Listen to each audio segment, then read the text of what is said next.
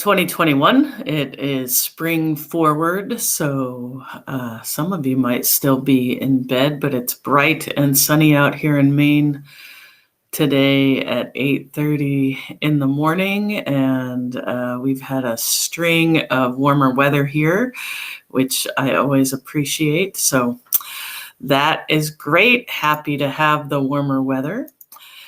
And yeah, here we are.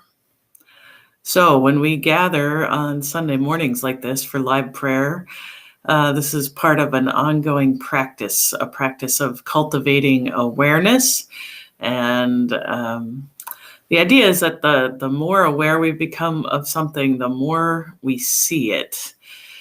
I'll give an example. We are using star words at First Parish as part of Epiphany from January. And a star word is a word that we focus on throughout the year, and my star word is delight.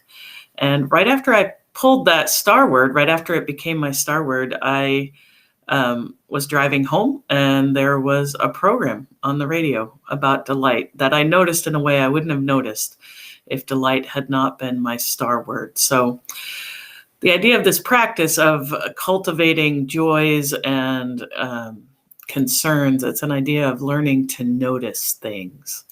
I'm going to pop the chat up here, and let's see. There we go.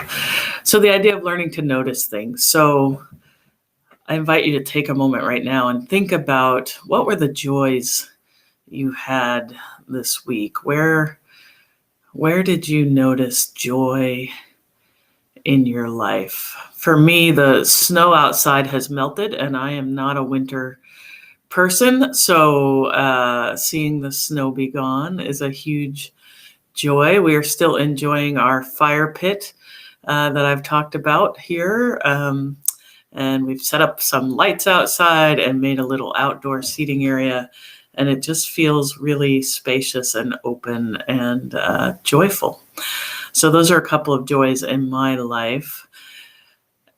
And then we know there are things that are hard, things that we carry that we often here in New England want to soldier on and carry them alone, but that's not what our Christian tradition teaches us. Our Christian tradition teaches us that we carry things in community, that our community strengthens us to be able to walk and face the things that are hard. And of course, we have all been in lockdown for a year at this point, with various points of freedom and the ability to move around, but a year of living in pandemic, that is a burden.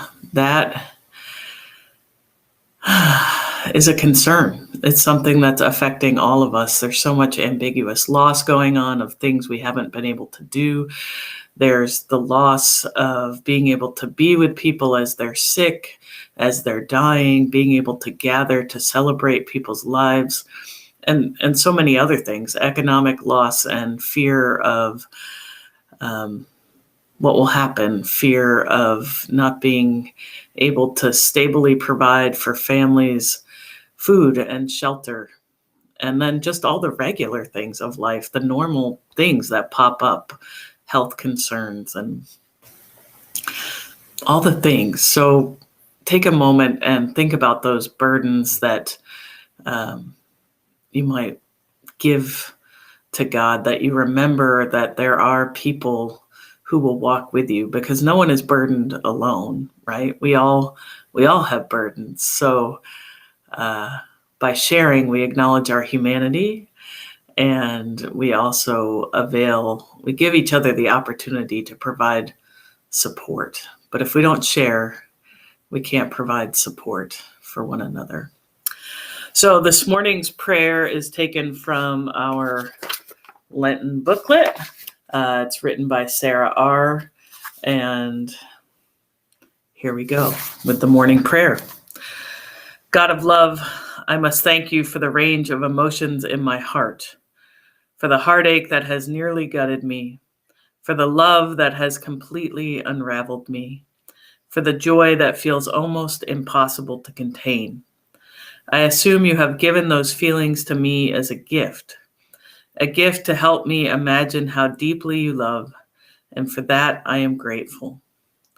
God of wisdom, I must thank you for this aching in my soul, for this hunger to learn and grow, for a longing to find beauty in the world, for a deep desire to be the best version of myself for you.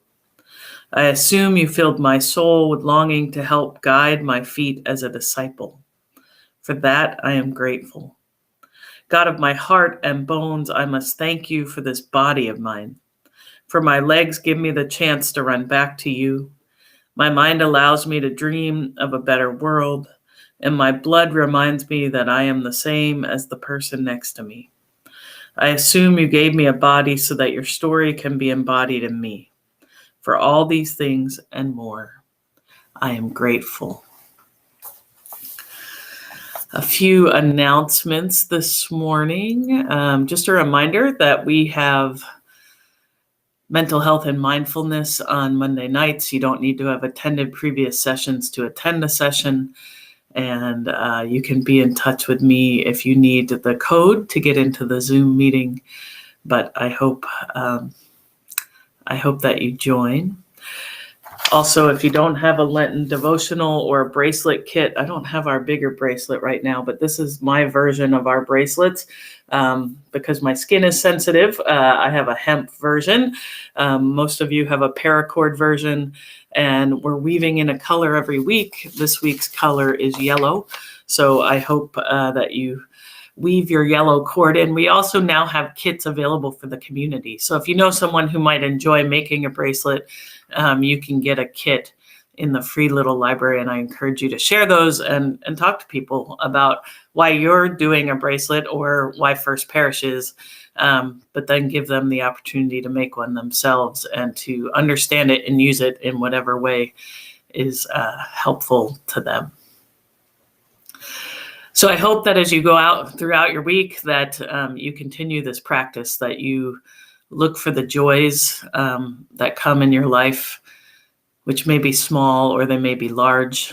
And you also remember that you don't carry your burdens alone. You carry them in community, and you can not only share them with the community, but share them with God. I hope you have a great week. And if you're around, join us at 9 a.m. this morning as we live stream our Sunday worship service.